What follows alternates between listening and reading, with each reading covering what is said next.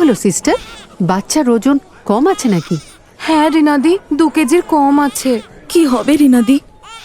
চিন্তা করিস না দীপা, কিছু নিয়ম মেনে চললে সব ঠিক হয়ে যাবে। কম ওজনের বাচ্চাদের রোগ প্রতিরোধ ক্ষমতা কম থাকে বলে এরা বারবার অসুস্থ হয়ে পড়ে। শ্বাস নিতে অসুবিধা হয় বলে বুকের দুধ টেনে খেতে পারে না। এদের শরীরের তাপমাত্রা ঠিক মতো নিয়ন্ত্রিত হয় না বলে শরীর ঠান্ডা হয়ে যেতে পারে। তাই দেখতে হবে ঘর যেন ঠান্ডা না থাকে। আর কম ওজনের বাচ্চাদের অবশ্যই কেএমসি বা ক্যাঙ্গারু মাদার কেয়ার দিতে হবে। সেটা কি দিদি? কেএমসি হলো 2.5 কেজির কম ওজনের বাচ্চাদের দেখাশোনা করার সঠিক উপায়। মাকে নিজের ত্বকের ওপর বাচ্চার ত্বক রেখে বারবার বুকের দুধ খাওয়াতে হবে।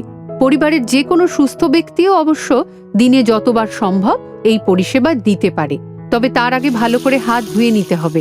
এরপর আরাম করে বসে বুকের কাপড় সরিয়ে বাচ্চাকে খালি গায়ে ব্যাঙের মতো বুকের ওপর আটকে রাখতে হবে। বাচ্চাকে শুধু মাথায় টুপি আর পায়ে মোজা পরিয়ে রাখতে হবে, যাতে শরীরের তাপমাত্রা বজায় থাকে। ওপর থেকে একটা মোটা কাপড় বা কম্বল দিয়ে ঢেকে রাখতে হবে।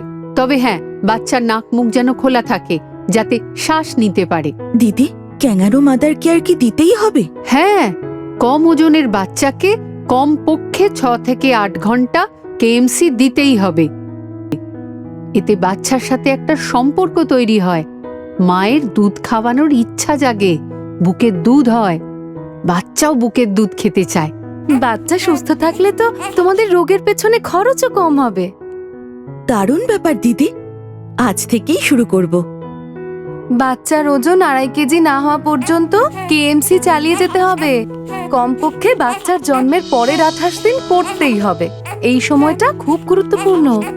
বাচ্চা সুস্থ থাকলে বুঝতেই পারবে, চনমন করবে, আর সে শুয়ে থাকতে চাইবে না।